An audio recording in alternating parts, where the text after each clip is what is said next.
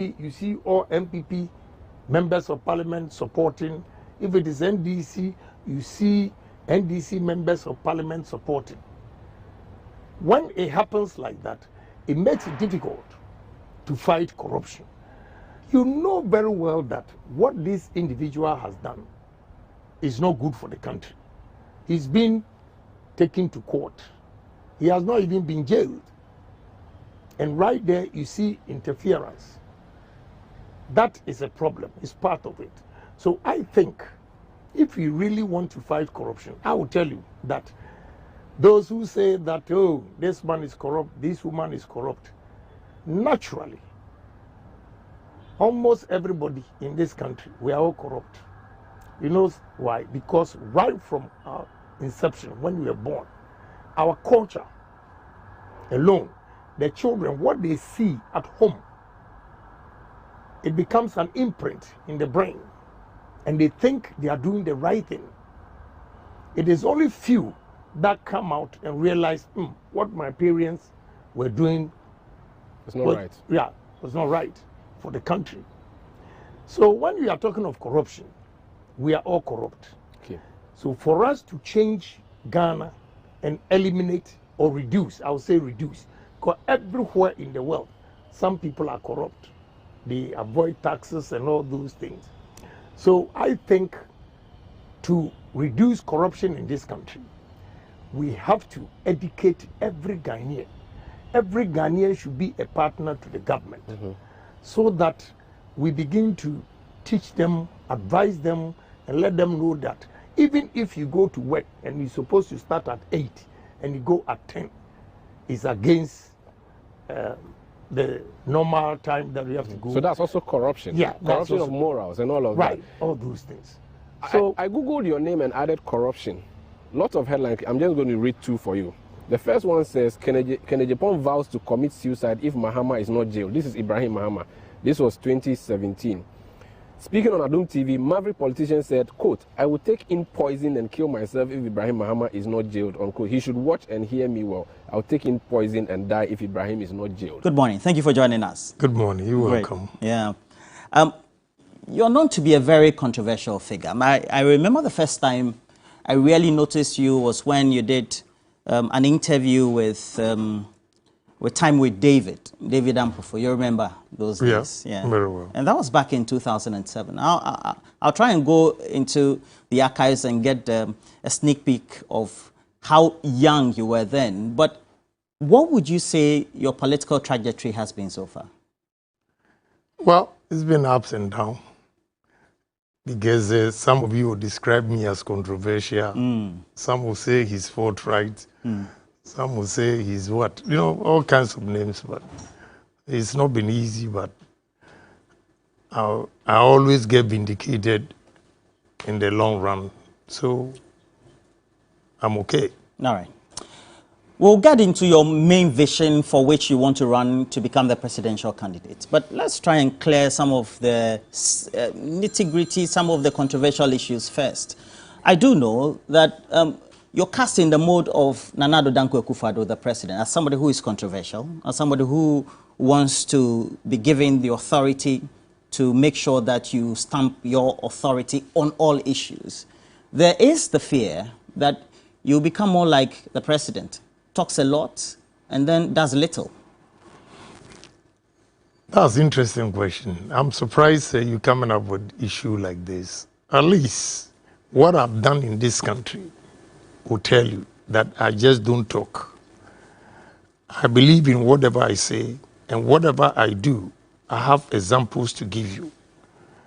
I'm completely different from anybody, and I'm not going to compare myself to anybody. It's Agyapong. What Agyapong believes in, or what Agyapong stands for. And if you are comparing me to President Akufo-Addo, that you claim he talks and does little, at least in this country, Ghanaians are aware that Agyapong, whatever he says, he does it. I've created a lot of businesses in this country. I've done a lot of good things to Ghanaians. Typical example is the 37 military hospital, where I'm building the cardio center. Some doubting Thomases have said that, oh, it's not possible. How can a Ghanaian commit $6 million to do a project like this? I like such challenges. So today, the question you put before me, it rather motivates me to do more, to prove you wrong. So I'm different. You're different. We're also and live. I always turn my negatives to be positive. Well, we'll talk about some of your negatives too, per what we know, and then also what the ordinary Ghanaian seem to think of you. Right. Now, we're also live on 3FM 92.7. And as you do that, please make sure also you check our streams, not only TV3, but also 3FM. Now, I want to play an insert for you. Go ahead. And it's on Ahmed Swale. Go ahead. You know definitely I'll ask you that question. Right? I don't have a problem. All right, get me that insert. I am very dangerous. What in Madina haya? We share maybe a panasu or buy a premises at the mistake. Me, Mumono, near baby Amitia. Because a bat, Sa Ahmed, no, Musho, no pictures in the area. Somebody picture and children. When you are almost what in Madina, yes. Ayini, boy, no, Ahmed, no, when a friend Ahmed, the picture back, I'm fan to Sunayakis. God, good. The picture back, what in Madina haya? What bad premises of a muno? So as you can see, rolling on the screen. This is a boy. Or a bad boy. Your exposure of this gentleman to the Ghanaian public killed him. That's the accusation. See, with all due respect to you, you journalists in this country, about 80%, 90%, you are the people going to destroy this country. How so? Yeah, because you misconstrue people's ideas.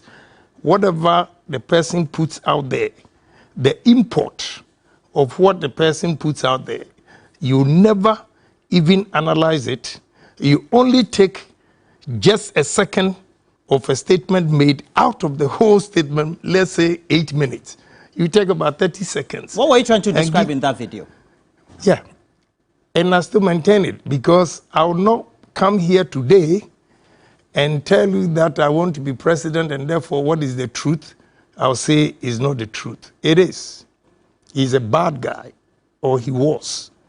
And let me tell you, if you don't have the evidence, Anas used them. How did he use him? Good. All those people that Anas destroyed with his videos and everything, Anas never showed his face, except this guy. This guy was bold to set everybody up. I have a lot of videos. Gentlemen, if you have time and you come to my house, I'll show you all the videos. There's not, with the exception of the Ivorian videos that I have that you see Anas's face after the interview with the Ivorian ministers that he was entrapping. All the entrapment, it was Ahmed Swale who was sitting down with some fake Arabs who were saying that they were from the family of Sheikh Atani. So until a video comes out, you will never know that is Anas. But you know that... One second, Agyapong. This is called undercover reporting.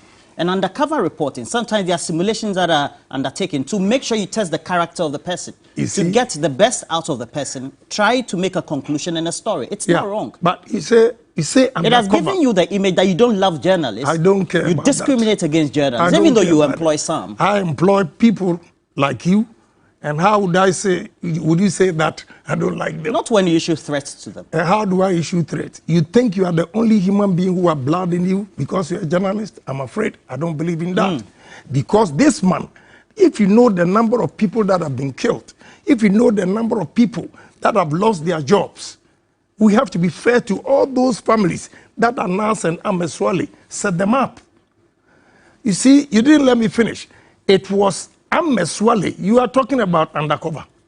Yes, undercover. Undercover. Undercover. So why didn't he, Ahmed Swale, also cover himself? Because he it's was undercover. there. No, you are saying undercover, but Ahmed Swale was there physically. Call Kwesi Nyantechi, he will tell you. Call Edubuahin, he will tell you. Call these ministers. So why did you expose a gentleman to the Ghanaian public? Ultimately, the accusation is that it got him killed. How did he get him killed? His own deeds killed him, not me. All right. What I said was that The first video I showed, you see why I have a problem with some journalists and you think I don't have it. There are a series of videos. You've taken only this one. The first one, when I mentioned Ameswali, my workers came to me, oh, Honorable, you don't know this guy. This guy has been here for school fees. You gave him 1,500 cedis to go and pay his school fees. And I said, I don't know him. So they said, oh, he has been coming here all the time. So the first video, then I said, this guy is a bad guy. If he comes here, beat him up. Because he's going to set me up. He's going to set Kansas City up. And my toil. You said it on live TV? Yes. You brought the gentleman's life in danger. How did he as a result of that? What about Kwesi Nyantakyi? He was shot. What about Kwesi Nyantakyi? His own deed.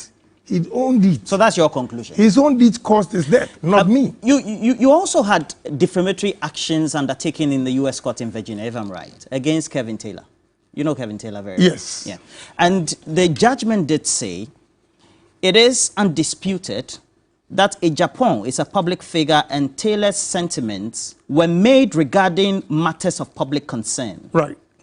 It does indicate that if you plead the Fifth Amendment in the United States of America, you're a public figure, you should not be afraid of scrutiny.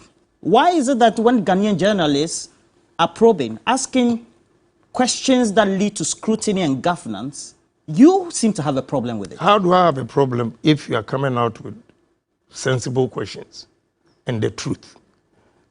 I have a problem with sensationalization. And who was doing that, Kevin Taylor? That will cause the death of some people. You see, of late, the way bloggers and other media people are going about issues, if we don't take time, it will burn this country. So you are here mentioning Kevin Taylor.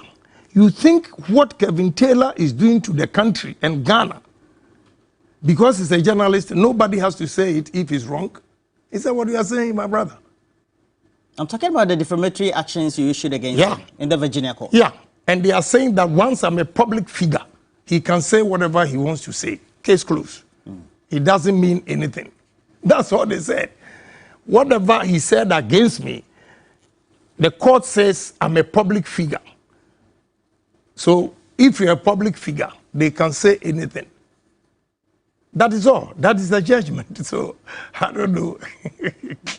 You find it quite funny. And since then, you've been on the campaign trail. Right. And subsequently, you seem to be throwing jabs at a number of your opponents who are key leading figures, including the vice president as well as Alan Chamantin, who was trade minister, etc. I'll play you an insert, perhaps maybe you might not recall. Right. Please, give me that. It is only Ghana and I would the economy call IMF also your strategies. MPP for Oma clean campaign Ombanyasem because media okay may reply. Obi also your strategies. Also your strategies. And you're taking over power. Not dollar your 4 cities. And then dollar your 12 cities. We are strategies. Excuse me, strategies. More strategies. How am I throwing jabs? Mr. Agyapong, while you seem to have taken the campaign by storm, you also seem to be rallying up feathers, angering people, including your own friends who now are standing against you as presidential candidate. I don't care. Who are the strategies you were talking about? Yeah, who are the strategies? You see, in this country, unfortunately, journalists especially, most of you consume information without digesting. At least you should have given me benefit of the doubt and say that, why did this man talk like that? Is he a madman? Then you begin to probe into it. I specifically said, must say, more strategies. It means something has happened. But you never bother to check what has happened. That is the problem. You see, when I come out like this, then you say I don't like journalists. Because you were throwing jabs at your own government and key individuals who were managing part of the economy. They are also throwing jabs. They are throwing jabs. Did you listen to what I said? Did you further investigate? That is the problem. If somebody goes there to say that we don't want a candidate who will come and tell you, I have built this for 37 military hospital. I have bought vehicles for MPP. We want a strategist. And you see, if you had probed into it, you would have known that I was not even referring to Vice President. I was referring to John Kuma. I didn't say that you were referring to a Vice President. Yeah, I have not said that. Here. You said some of the candidates. Is John Kuma a candidate? I'm saying some of the candidates, you're throwing jabs at them. And is John Kuma a candidate? If you had probed into it and done your work very well, you would have known that I was not referring to any candidate. But you see, that stereotype positions that some of you take will destroy this country, which I feel is not fair. That's why I'm saying that at least give Agyapong benefit of the doubt and ask questions. Why did he say this? Now let's come to the subject matter of this content. Since you've been on the campaign trail, you seem to be unearthing a lot of issues and also coming to the conclusion that the government of Nana Addo Dankwa Akufo-Addo has inherited, based on the indicators, as you stated there, 4 Ghana cedis, well, it depends also where you're taking it from, 3.8 Ghana cedis to $1, seem to have taken it to where we are currently. And so it's incompetent. Is that your conclusion? That is not a conclusion. But I was drawing the attention of the minister who was on the floor of the House by 12 o'clock saying that we are not going to IMF today, we are not going to IMF tomorrow, and 2 p.m. we announced that we've gone to IMF. And this same guy goes out there to say that we don't want somebody like Agyapong. That's why I responded. So that doesn't mean I'm saying that MPP is incompetent. But I will admit that moving from 4 cedis to 12 cedis, you cannot shower praises on MPP. Read my lips. That's the gospel truth. Does it mean that you are coming to the conclusion anybody who should be selected to be the presidential candidate doesn't need to be an individual who has served in government? Is that your conclusion? That's not my conclusion, but it's a judgment of the voters. Those who are going to vote should know the terrain, what we are going through and everything, and one candidate that brings a new vision. What vision do you bring? My vision? Pragmatism. Which is what? PhD means patriotism, honesty, and discipline. Patriotism, honesty, and discipline. In this country, if we can move this country, the situation we are in now, we need somebody who will be bold to tell you to your face that what we are doing is wrong. And the moment I tell you, what's your name, please? Roland. My name is Roland. Roland. When I say Roland, this is wrong, you say, oh, Agyapong is rude. I'm not rude, I'm confident. And here, in this country, Ghanaians misconstrue confidence to be arrogance. That is the challenge I have in this country. All what you are saying, everything that I've said have come to pass is the truth. And once I believe is the truth, nobody can threaten me because we are serving this country and Ghana first. So what I'm bringing on board as an experienced businessman or entrepreneur, my experiences, I'll bring it to bear because I have sat down, carefully analyzed the situations and the challenges of this country. And I know that there are 3 key areas that if we use that, we can change the fortunes of this country. That is patriotism, honesty, and discipline. Ghanaians, we are not patriotic when it comes to businesses especially. Even our lifestyle. You see, my brother, let me draw your attention to something. Why is it? We cannot say that Ghana, we are poor. We are not poor. Why? Because foreigners have shown us clearly that Ghana is rich. Why is it that foreign investments are doing well in this country and we Ghanaians, our businesses are not flourishing? Have we thought of that? Have we questioned ourselves?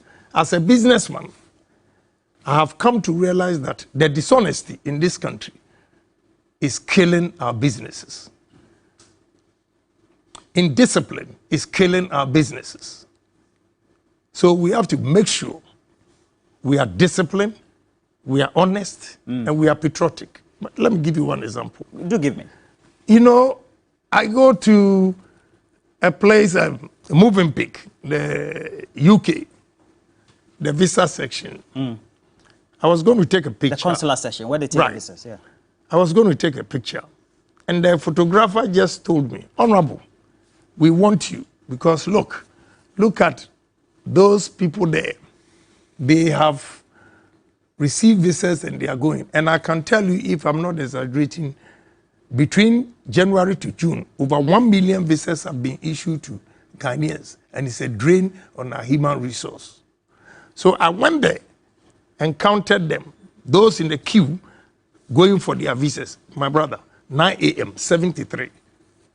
And you can see the joy in their faces because they have no jobs. And that is because of poor management of the economy. Yes.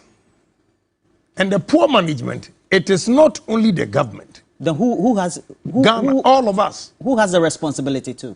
You see, the responsibility, I know that leadership by example, that if I say, Agyapong, I'm not going to do this, and I make sure my subordinates are also not going to do it, I agree with you, we can make a difference. Are you the one saying this? Of course, you've not been in government.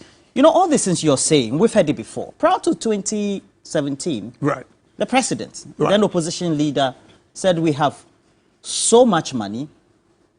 You know about that phrase? Right. Great. And you are also echoing same. How are we going to know you're not going to turn out to be a failed Nana Addo Dankwa Akufo-Addo, the president? Well, I wouldn't say he has failed, but if that's your perception and your description. I'm drawing lessons from your conclusion that haven't gone to the IMF. That's failure. Yeah, because I said to NDC, and I still maintain it. If NDC should go to IMF and Agyapong says they failed. So I'm taking a cue from you. You're saying that's failure. So I also conclude that's failure. But let me tell you, I'm a businessman. I've created a lot of businesses and employed a lot of people in this country. At least my works show that this man is a different politician. This is the first time in the history of Ghana that we are going to have somebody who has political experience, about 35 years as a politician and also 35 years as a businessman. So with this combination, some people say, oh, you are Donald Trump. I said, no, I'm not Donald Trump because he doesn't have any political experience.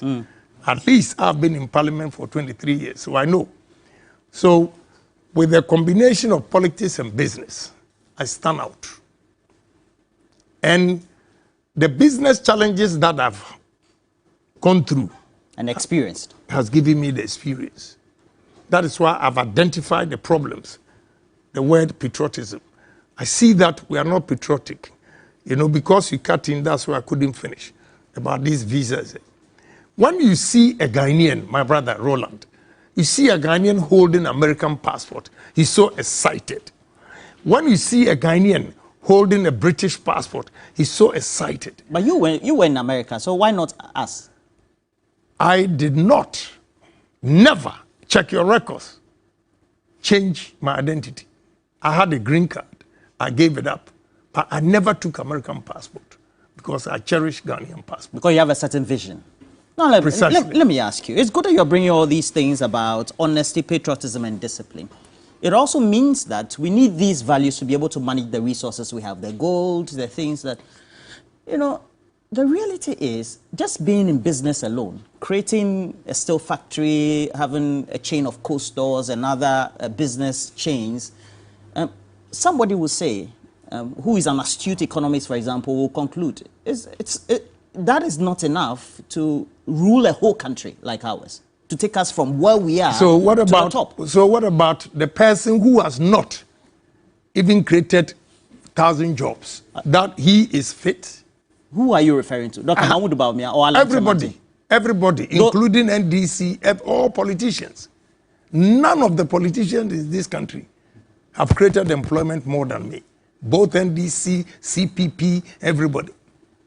So if those who could not even create 500 jobs, you see them or you perceive them as capable of ruling this country, how much more an individual who has over 7,000 workers in this country. And you are saying that that is not enough. I'm asking a question. I disagree. I haven't made that conclusion. I disagree with that. I disagree with that. And again, I've told you, at least I've been a member of parliament for 23 years. Next year will be 24. 6 consecutive terms in parliament. You see, I cut across business and politics. So give me opportunity and you see what I can do for this country. Well, at the end of the day, you first have to convince the delegates of the MPP first. Yes. One of the things that they seem also to be criticizing the Ekuonaba-led government for is that you are one key person. And I remember, if you look at all the scenes, that very day in 2007, when we had the 17 people, ultimately the second round, and then we had that final acceptance speech, you were behind Nana Addo Dankwa Akufo-Addo. Yes. All this while, you'd been his right arm. Right. He's been taking us for a ride all this while. You never advised him. You had all these great ideas. Why? You see, my brother, it's a very good question you've asked. If there's a Akan language that was usikeswa wasimswa. Akan adage. Right, adage. The usikeswa wasimswa. That is, it means when you don't have enough money, whatever you say, people don't pay you no mind. But back to your question, you see, you can advise, and they can choose to take or leave it. Are you saying you advised Nana Addo Dankwa Akufo-Addo, the president? He never took it? Not Nana Addo personally, but at least the ministers that come before me, committee levels. I've served several committees, and I always give suggestions the way to move this country, starting from Honorable Kwashige's time when I was a Greek minister. Committee member. I gave them 2 proposals. For a third one, he agreed. First one, we did experiment. My company called Supercare, we took yam to Holland and did experiment. They realized the starch content in yam is the same as potatoes. And in Holland and all European countries, America, and they store yam potatoes for 8 months. So they are saying that we can store yam for 8 months. I gave them the technology. It's just simple blowers like this room, and you put the blowers like air conditioning, but it's not as cold as air conditioning. The temperature is like you still have the yam in the earth. And if you do that in layers, you can store the yam for 8 months. My brother, I said this, nobody paid me money. Second one, I advised them that June, July, August, we catch a lot of fish. We are not able to store it and smoke it, so the fishermen throw them back into the sea. What we have to do is first, build cold stores with blast freeze. Cold stores with? Blast freeze. You cannot just build only cold store. Cold store, the temperature is between 10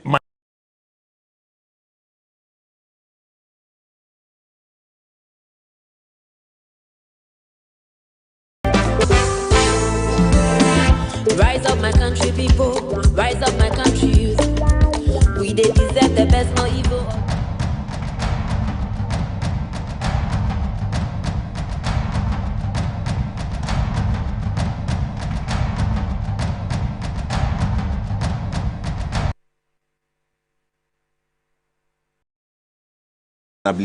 The benchmark has always been store.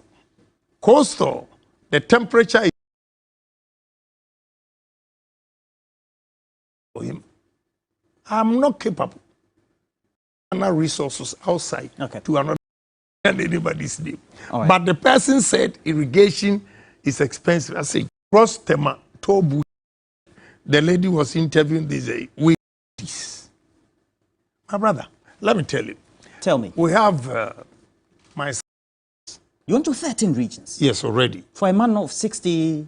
Yeah. 60 what? 62? 3. Hey, you're strong, man.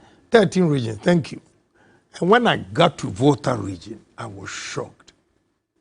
What we can do in Volta region, you have no idea. The land, the water bodies, My brother, let me tell you.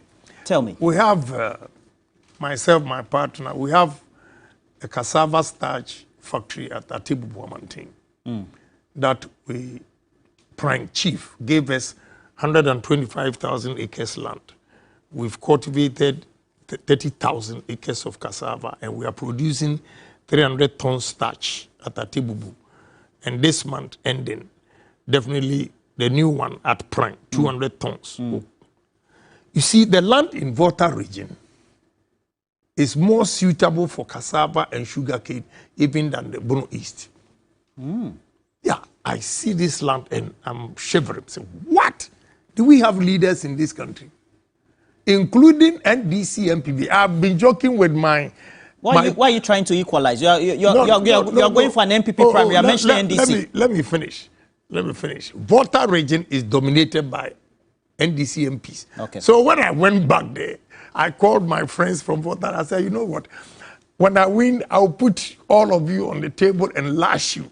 Because the gift God has given to you, and you are not using this. Even yesterday at the committee, when I heard the lady was interviewing this, we took a decision yesterday on the ECOWAS. No, I'll ask you that. Then, the Constitution and Legal Committee, the ranking member is from Adagru.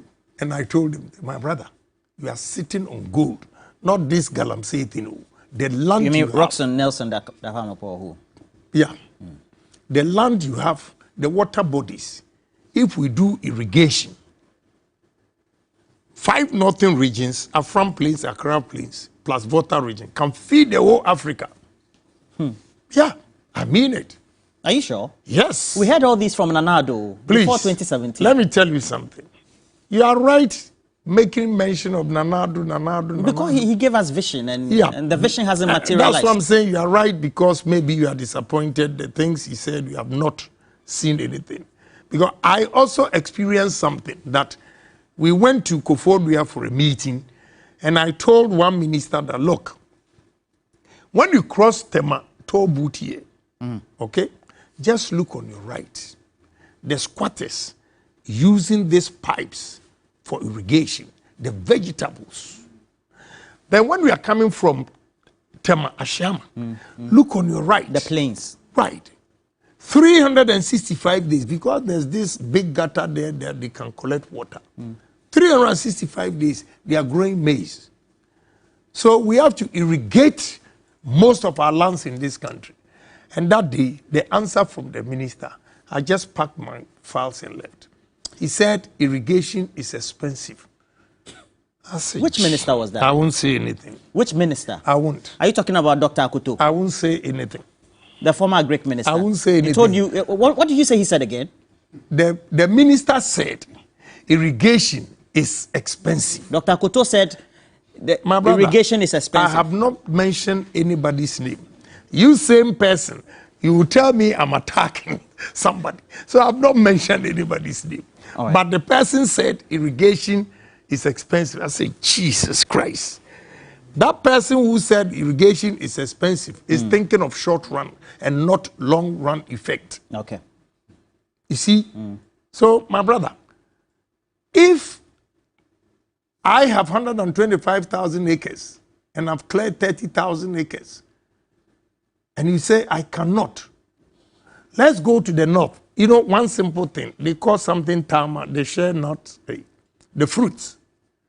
The first time I tasted it, I asked them, so why don't we have tama fruits here? My brother, everywhere, all the 5 regions, they share not. You saw resources, natural resources that you can use to develop. Yes. Don't you think that it's now time for us, bipartisan, MPP, NDC, all the rest of the party, for us to have a national plan? I agreed with you, 100%. You know, initially I said politics has polarized the system. That's what I meant. So we need bipartisan. But this bipartisan, I don't need myopic thinkers. Read my lips. You mean those you are contesting with, their myopic? No, you said bipartisan. And I'm saying that, yes, we need bipartisan. Meaning NDC, MPP, CPP, anybody who has the nation at heart should come on board. But I, Agyapong, if I'm the president, I don't want any myopic thinkers. Because I dream big, and we have to move this country. Time is not on our side. So don't come and tell me, Nyamibeye, God will do what God will do. God has given us brains. He has created us a superior being over all his creations. And therefore, I think we need big dreamers, thinkers that can move this country. And loyalty is key. People who love this country, people who will not take Ghana resources outside to another country. If you do an analysis of the telecommunications sector, you even take banking. After Ken Ofori-Atta collapsed the banks, and then we have the telecommunications sector now dominated by foreigners instead of Ghanaian-owned entrepreneurs or shareholders. It has put us at risk. I have heard you many commentary before today wail over or cry over this present situation. How do we remedy that? Asia Miracle. Which is what? Asia Miracle, what they did with Hyundai, Sanyo, and all those, what they did was that they identified businessmen who are into business and having challenges. They called them to a table, round table, and asked of their challenges and decided to help them. And the help they gave, whatever amount of money that the government gave to them, especially Korea, they took shares. The government became a shareholder in the business. So now you can call it PPP. What? PPP. Which is what? Private-public partnership. Okay. But here, the PPP doesn't work because government does not go into contract or agreement with the investors and say that we are taking shares. Whatever money that we are giving, we are taking shares. You take shares to have control so that they will not misuse the money. That kind of discipline is what we need. To transform? Yeah, to transform. Okay. The Asia Miracle. And that is what I believe in. That Asia Miracle. Whatever we do in this country, we cannot allow only foreigners to have money. It's dangerous to the survival of our economy. So we need to promote Ghanaian business. But my brother, let me tell you the truth. We are also our own enemies. How so? Yeah, because of dishonesty. I see. I can tell you, if you like, go and check Commercial Bank, Exim Bank, the amount of money that has been given to these Ghanaian businesses for one district, one factory. Go and check. When you do that, do you expect any government to come back and give you money again? Okay. Even when we started Parliament, they had something like Japanese grant. The JICA one. Right. They didn't pay the money. They didn't have any companies. So that is why I'm saying that we are our own enemies. That is why I'm preaching patriotism, honesty, and discipline. Anybody, the Asia Miracle, let me explain it well to you. When they give you money, the money will not be handed over to you. But if you want equipment to boost your company, you give them the source of the... Like the way the Chinese do, for example. Then they'll send the money directly to the company. So when you give them 3 months, that the materials or machines will arrive in 3 months. The 4th month, they'll be there to inspect if the machines are in. If you give them excuse, then they'll give you another, if you say 3 months, they'll give you another 4 months. The 4th month, if they come and you have not done it, or you've not received it, they took the whole thing from you and give it to another person. That instilled discipline in those entrepreneurs. You know my conclusion. You seem to be a man of principle. You know what to do, etc. But you were there, your colleague, Cecilia Benadapa, was keeping stash of US dollars, euro, while Abochis at airports were being arrested through the Bank of Ghana, etc. Why is it that you don't advise your colleagues to do what you do? How would I advise my colleagues if I don't know that he has this money there?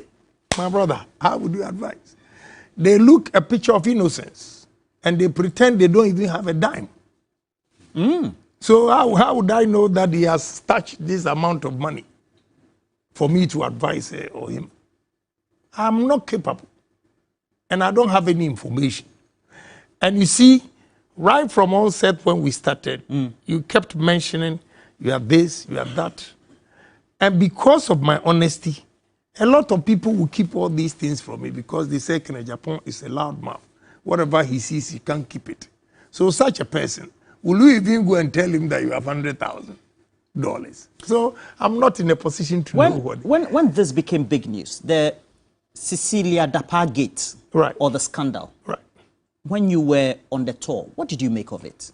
As an experienced legislator, an experienced politician and a businessman.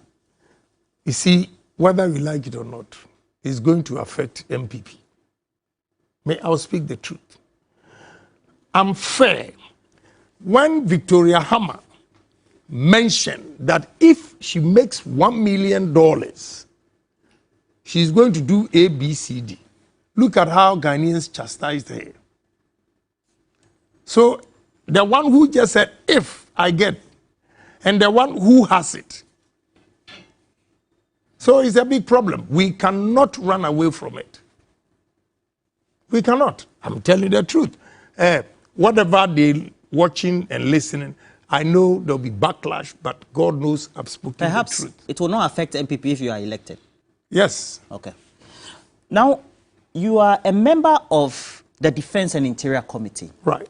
Why have you decided to side with the executive, to send our innocent troops to go and so-called restore democracy in Niger? You see, you use our so-called. No, such words are harsh. Coming from you, that's a novelty. No, it's but not. You use harsher words. It's not. It's not. You see, when I use such words, it means I'm reciprocating action. Are you reciprocating action? No, I'm just quoting. Yes. You know, yesterday we sat on it. My brother, the security of this country is very, very important. If we make a mistake and we allow coup d'etats all over West Africa, tomorrow it will be me and you. And the first thing, two of us will go to jail first before anybody. One, they'll dissolve. The word is dissolve parliament. They will arrest journalists. Check all the coups. You see, so the security of this country is very, very important. And no matter the amount of money, prevention is better than cure. Prevention will not cost you as much as you are curing it. There's Boko. We never quell the insecurity that we're going to Niger. You see, we have obligation as ECOWAS members. And you cannot run away from it. We have obligation because, in fact, the second most important country in West Africa is Ghana. I've been an ECOWAS member before. So it's an obligation. And this, yesterday I posed the question and answered it myself. Why is it that Burkina, Guinea, and Mali, we didn't go there, and now we are going to Niger? Okay. Again, I gave a solution to it that this should serve as a deterrent because it's becoming rampant. Coup d'etat is becoming rampant in ECOWAS. So we should use Niger to serve as a deterrent that anybody who tries again, ECOWAS will come after him. Okay. And this is not the first time. All right. We've done that in Liberia, Sierra Leone. We've done that in Gambia when Yahya Jammeh said he was not going to hand over power and all those things.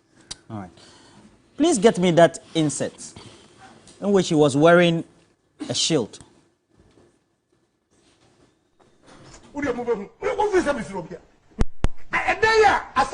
Holding for 18 years. I got confront granny chrono for me. What the year court. Meanwhile, on no comma, me my actually no. Producing documents come here. Now would you ever fake documents in the crowd? He has gone to court. Why am I boof? The lawyer wrote the thing on the 5th of August. And was appearance here 13. I didn't get anything. Now on the 1st of September, more than injunction, you are a stupid judge. I will face you. You are a stupid judge. Who persuaded you? You are a stupid judge. Yes. 18 years that I've had the land. Wow.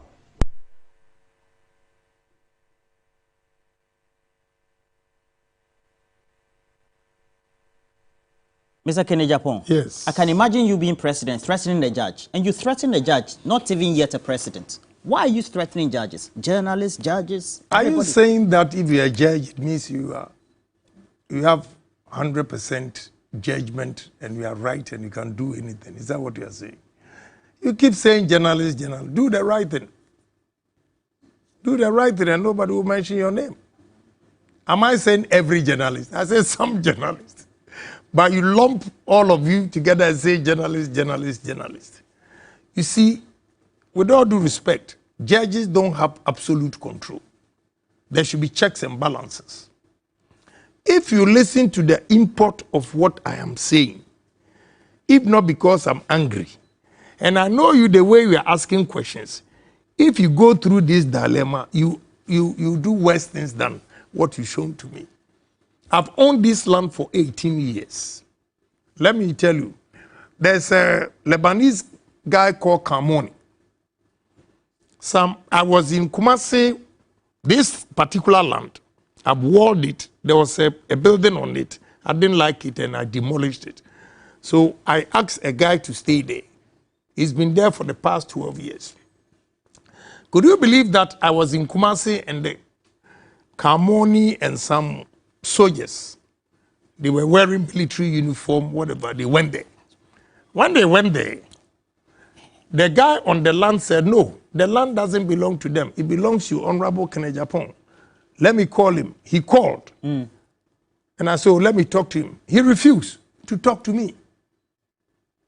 So I came back. And they brought land guards there. I went there. And when the land guards saw me, said, oh no, this man is a nice man. We can't do that. They have sold the land to him for $1 million. And so you had to insult the judge? Hold on. Now I'm coming. I'm giving you background. So this case, over.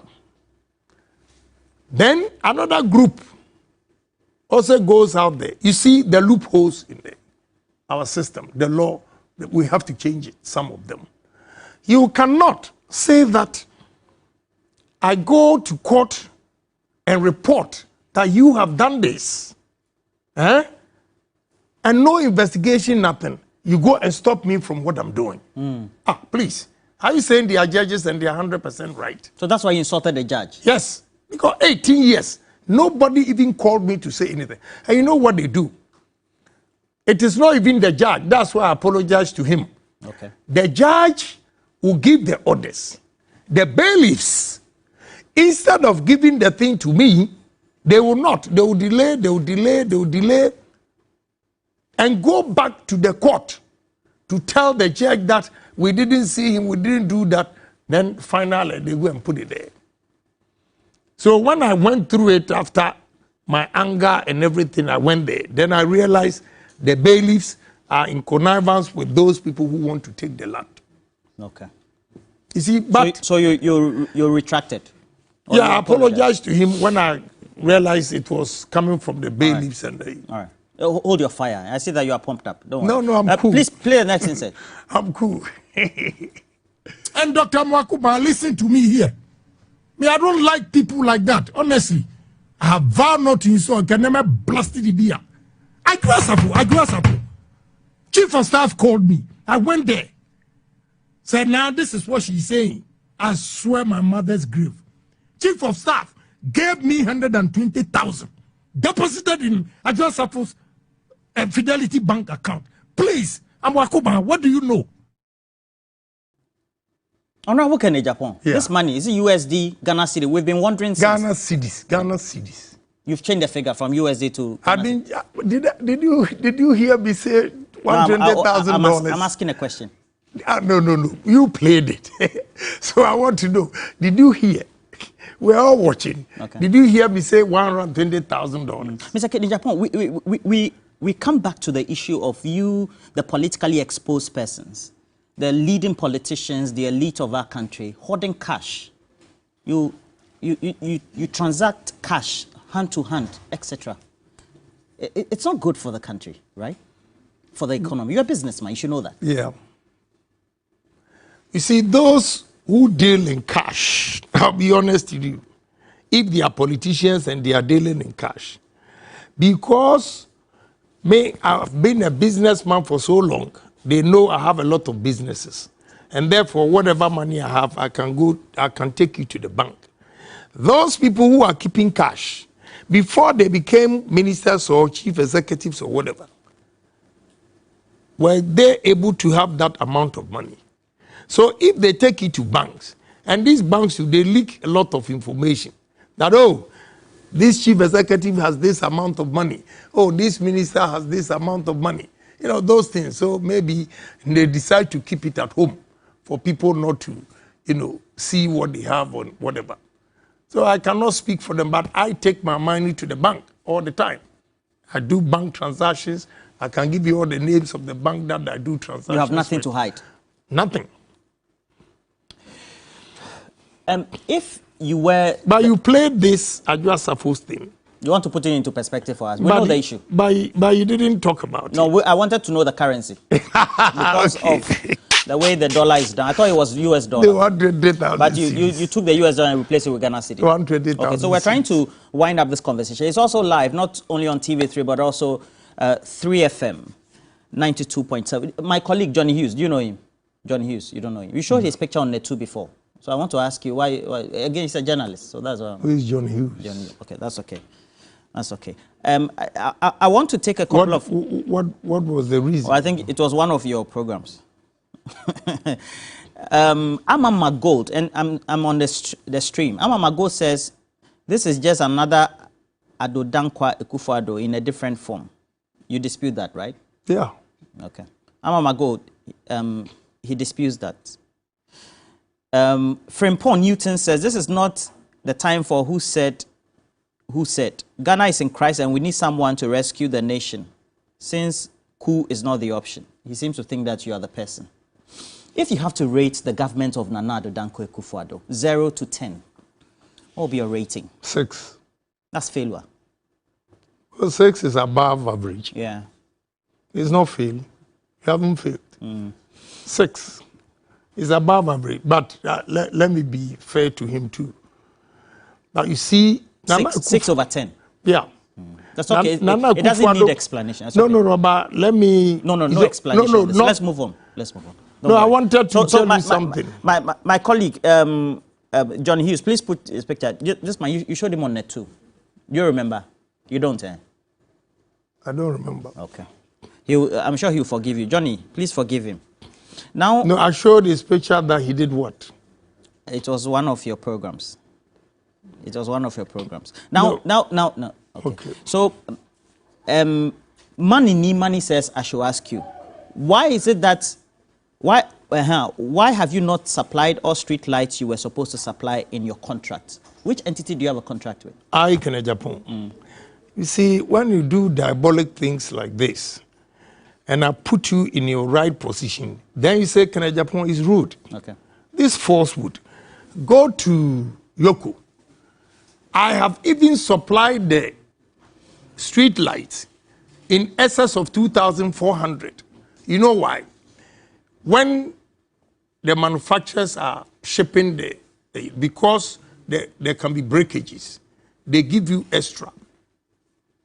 And once it's in the name of Ministry of Energy, you can't take it out. So if you are fortunate and not even one gets broken. Did he do the supply, sir? Of course, yes. Okay. And they owe me. How much do they owe you? Minister, I won't tell you, but Minister of Energy owes me if I didn't do the supply. Does it mean that you make your money largely from government procurement or contracts? I have a lot of businesses. My brother, let me tell you. That's a very vague response, Mr. Agyapong. Look, even rent alone in this country, I make over $800,000 rent a month.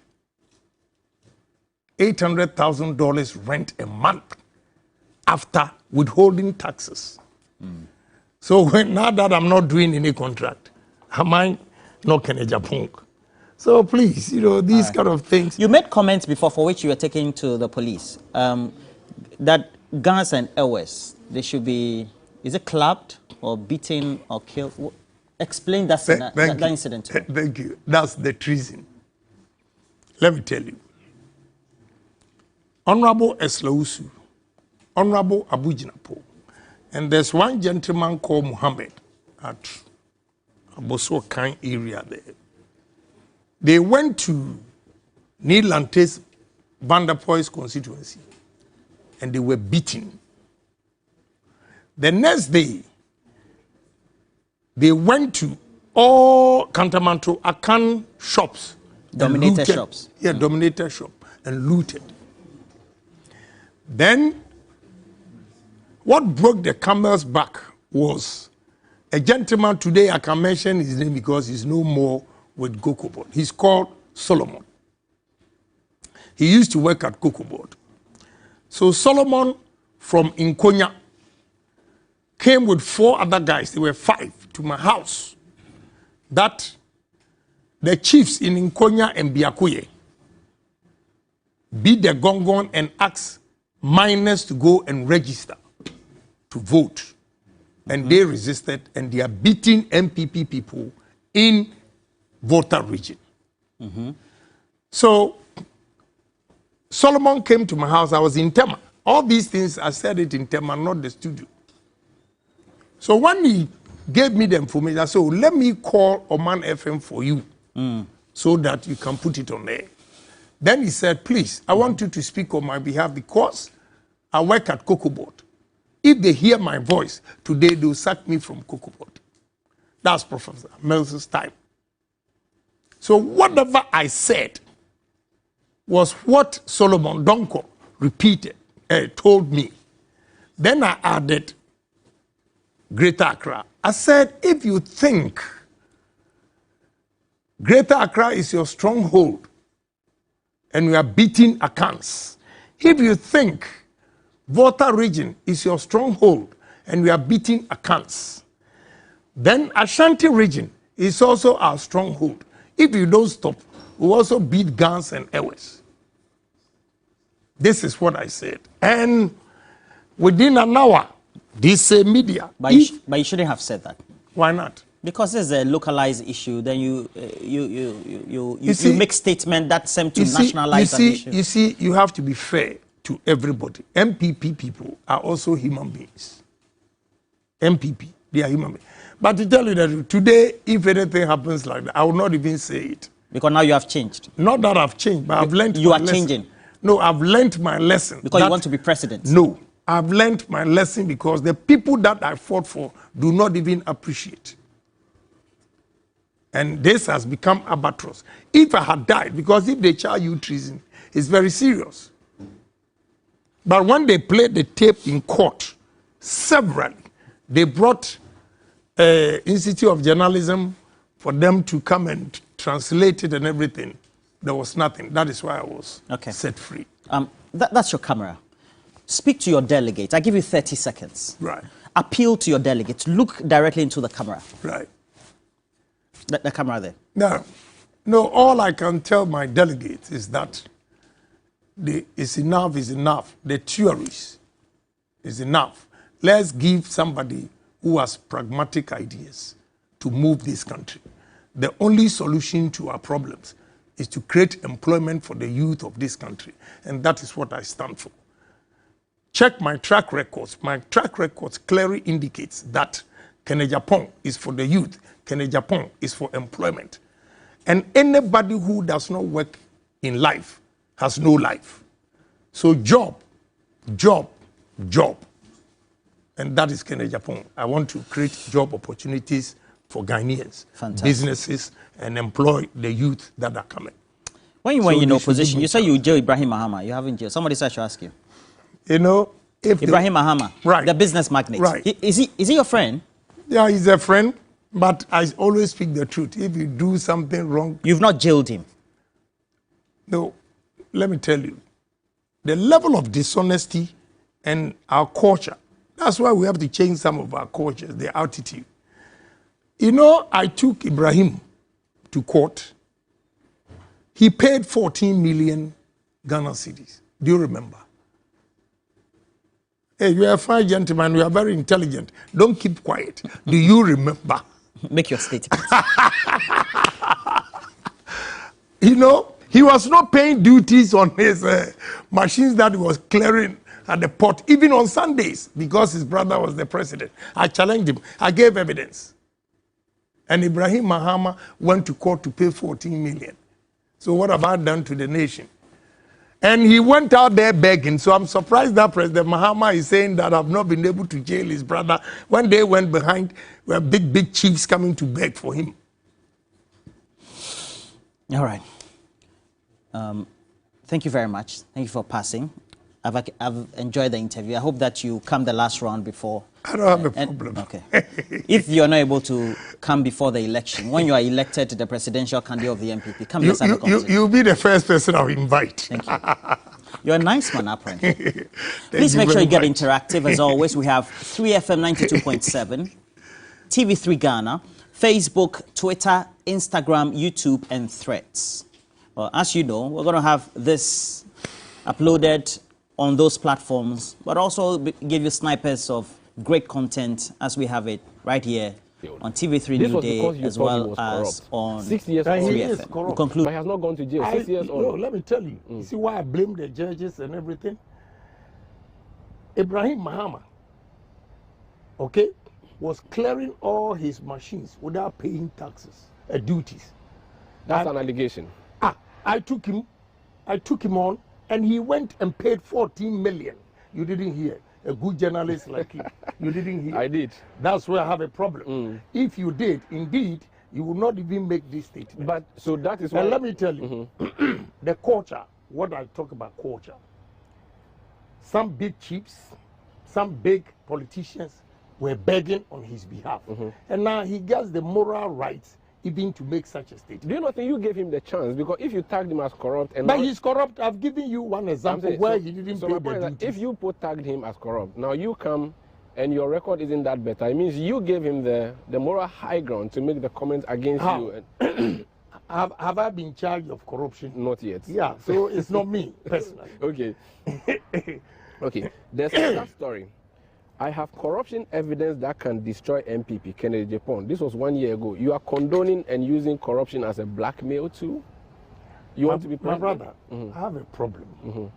With all due respect. Yes. Sometimes the words you journalists use, I've told you earlier on that if Ghana is going to burn, it will come from journalists and because of misreporting. Because of misreporting. But there's a quote here. Let me read What it for is you the and quote? tell me if you didn't say this. Claiming that the MPP's Director of Communication, Mr. Yabobian Samoa, has been speaking disparagingly about him, Kennedy Agyapong warned that, quote, if MPP folks dare me, I swear God, I will release an Anas video, unquote, he filmed in Chi. You didn't say this. And you see the Anas video I'm talking about, you see when he released just a portion of it, the Minister of Finance was sacked. So it means you have evidence that there's corruption in the government and you are sitting on it. You didn't go to OSP? I took it to court. That is why Anas too, the judge found him guilty. Okay, because you know what? I gave the evidence to him to prove. This Anas example, honestly, is entrapment. It doesn't mean because the way he entrapped those people, they made a mistake. If I show you the videos, they are here. If I show you, you see that he entrapped them. But I was saying that if I should come out and show all these videos without even giving you background of it, because we all consume information, the way they see it, they will think that MPP is corrupt and it will collapse the government. So it's not as if the government was corrupt, you have the filler, but you are keeping it under your pillow. That's not what it meant. I was not keeping it under my pillow because I presented it to the court. So how would you say that? Very well. The moment you take it to court, it's public. And then it goes for it. Right. The president you campaigned for, he Right. extolled Anas's virtues and said he was going to use the Anas model in his fight against corruption. Yeah. Yet you don't agree with Anas. Let me tell you something. Today, I want you to go and interview President Ekuonaba. And if you make that statement again, you think he has recanted? of course, yes, because I've given enough evidence. And I know for sure, after watching the video where he sacked Edubuahin, I know he has regretted. Because they all saw the video and it was completely entrapment. You see? So those like So you don't Obama, agree with that principle? no, so Obama came here and all of us were believing in Anas because of the way. But when I started criticizing his modus operandi and videos started coming, I have a lot of videos on Anas, evidence. Then I realized it was, it was complete entrapment. Not that the people were corrupt. So you had an opposing view to what many people hold the And view I of proved Anas. to the whole Okay. country. Now, Ahmed Swale Right. is dead. Right. It's an albatross around your neck How? because of what you said publicly on TV. What did I say? Oh, you said that if they see him, they should beat him. I have a quotation. Yes. And because NDC has said that in 2024, all they need is a DJ to be playing back sound bites of MPP people. They don't have to say anything. And Well, also they are I going can defend everything. Okay. And MPP, I will also play if I win as a presidential candidate. I'll bring all their corruption. So this is what you said about Ahmed. Uh-huh. You showed his video and said, this Ahmed, you all know he lives in Medina. When you see him, beat him. You see, Did I have, you- did you say I have that? a problem with you journalists. Okay. And you are going to burn this country. You see said, the you number said of... this on your Net 2 Hold TV. on, hold on. That's where I took You it from. see, I've said this several times. Let me tell you what transpired. I showed the video of Ahmed Swale.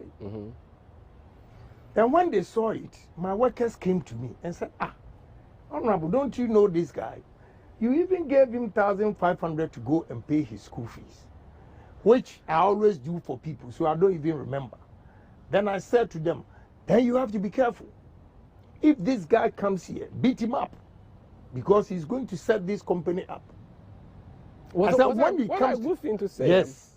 Beat Yes. like physical. Yes. Beat him. Yes. Not that You don't I- regret that No, comment now? no. Not that I want to be president and therefore I will come and tell you I didn't say that. No. I said if he comes to my premises, I didn't say go and beat him outside. No. Okay. I said, they said, oh, he has been coming here. I said, no. Based on the evidence I had, you know Ahmed Swale's problem? May he so rest in peace. He made a lot of mistakes. You know why? All the investigations Anas did, Anas never showed up with his face.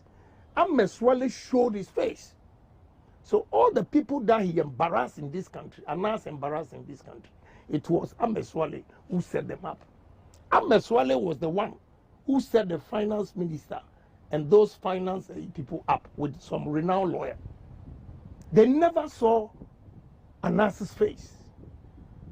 So if I say that this is the guy, and let me tell you the truth today, this cannot be an albatross on me.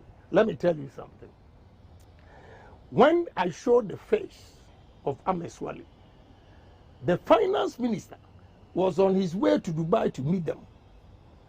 So the minister of state, yes, minister of state, Edubuahin, called him and said, Ish, I have seen this on Net 2. This is entrapment. He actually met them and he snubbed them. He snubbed them. They didn't know it was Anas until I showed the face and connected Ahmed Swale to Anas. So how on earth would you say that I say if he comes to my premises, beat him up because he's going to set us up? And look, Kwasi Nyantakyi, look at the way he was rising in this country. And it was not Anas. It was Ahmed Swale who destroyed Kwasi Nyantakyi.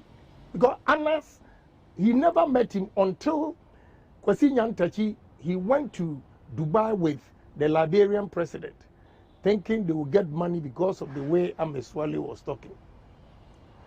He disappointed them. So when Kwesi Nyantakyi came back to Ghana, he threatened to sue Ameswale. That is when Anas owned up that, oh, he's sorry, he was the one who did this and that. And they went there the second time, and he disgraced them. Let's move away from corruption. Let's talk about the economy. It was a big deal. NPP said to us that you had the men. You've been in power for 6 years. You have said your money that you had has been devalued under your own government. These are top economies, and I remember Dr. Bawumia mentioning the list of men that you have who have economic background. All these guys are around the table and things have gone south. You are not an economist. What can you do differently, or what would you do differently? I would do things differently because I'm pragmatic. I believe in physical things, things that I've seen that can develop this country. I'm not a theorist. Most of them are theorists. They propound theories, and it never works. If there is a change in the world economy, then they begin to have problems. I'll give you an example how I'm going to change this economy. I mean, from your name, I can tell that you are from the north. Look, the 5 northern regions, the arable lands that we have there, Volta region, Afram Plains and Accra Plains. When we go into agro-processing with mechanized farming, my brother, we'll be able to change the fortunes of this country. For instance, about 2 weeks ago, African leaders went to Russian summit and embarrassed themselves by asking Russia for grains. With all these arable lands we have in Africa, our leaders cannot go into mechanized farming, processing, and we are always begging for food. But we said planting for food and jobs, so what went wrong with that? Let me tell you something. Planting for food. One day, I met a group of agriculturists and all those things, and I gave them example. Why I'm saying I'm pragmatic. I gave them example that when you are going to Tema, you cross the toll booth, look on your right. I will say illegal because the land doesn't belong to them. But they are using Ghana water.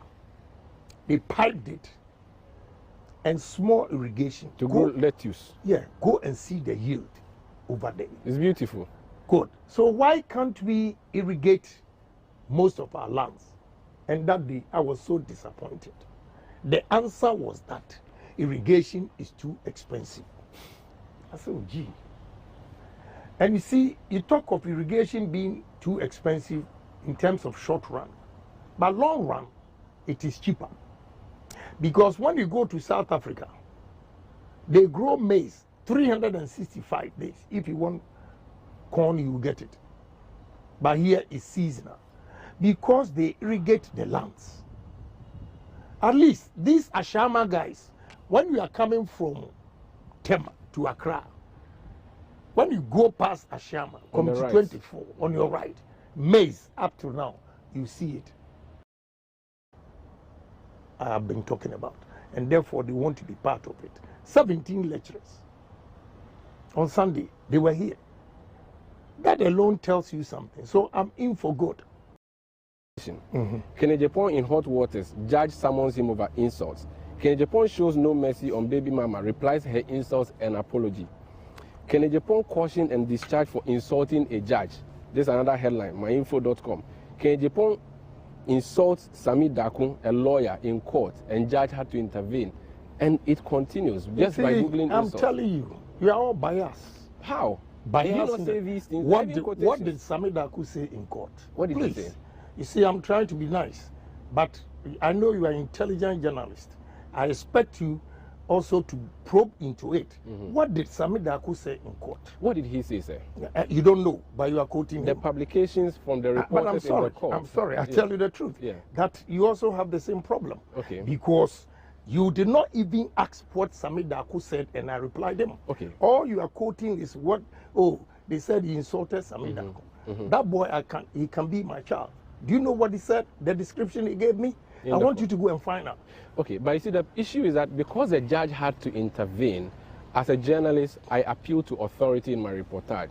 If the judge asked you to withdraw, it means that what you said was unprintable. But the judge did not ask him to withdraw. Usually when the judge says... No, I'm saying that. I'm asking you, Yeah. my brother. I want to prove something to you. Right. How journalists, some of you are so unfair, and you only consume information. And some of them, they are just diabolic. They're going to bend this country. Because the actual things that prevail, they will never say it. They will just pick an issue, then just spread it, and nobody will probe into that statement. Then they will come out with their conclusions. That is not fair to me. When you attack journalists, you own a media empire. Yeah, so that is Are why they also unprofessional? that is why I'm fair. Let me give you one example why I sacked Justice Annan. Justice Annan insulted Vice President. Justice Annan was biased to a man who was an adjudicator for Mr. Prempe, the former Director Controller General. He died in his estate. One Mr. Boateng has to wait. You know, this gentleman, they not even call Mr. Boateng for his side of the story. He made series of publications against this man. When we had this election at the stadium, I know the man. I went there to greet him. The way the man behaved, he embarrassed me. I said, oh, what? And he won't listen to me. Oh, yeah, you did it. I'm saying, I don't even know what you are talking about. Later on, I went to find out from Oman FM and Netu that they had even taken the matter to court. Media Commission has asked Justice Annan to apologize to the man, and he refused.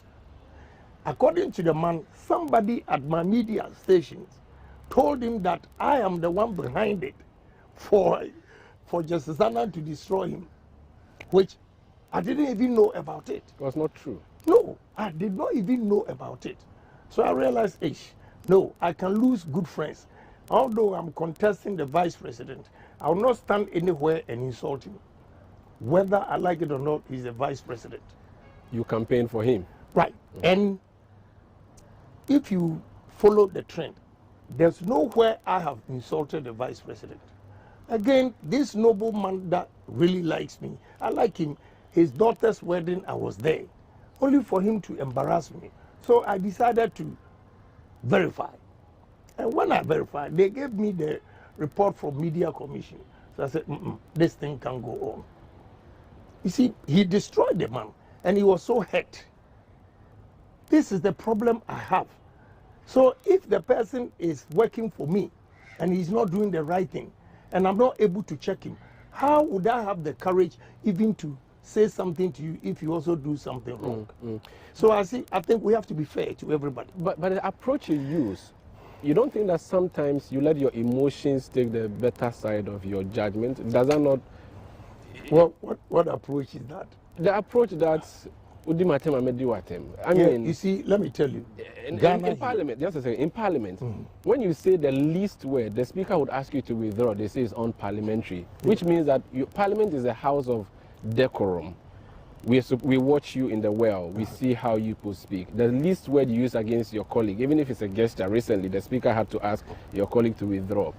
Do you not think that you should replicate that also on the public scene so that we make progress and have decency or decorum? You see, you use the word decency and decorum.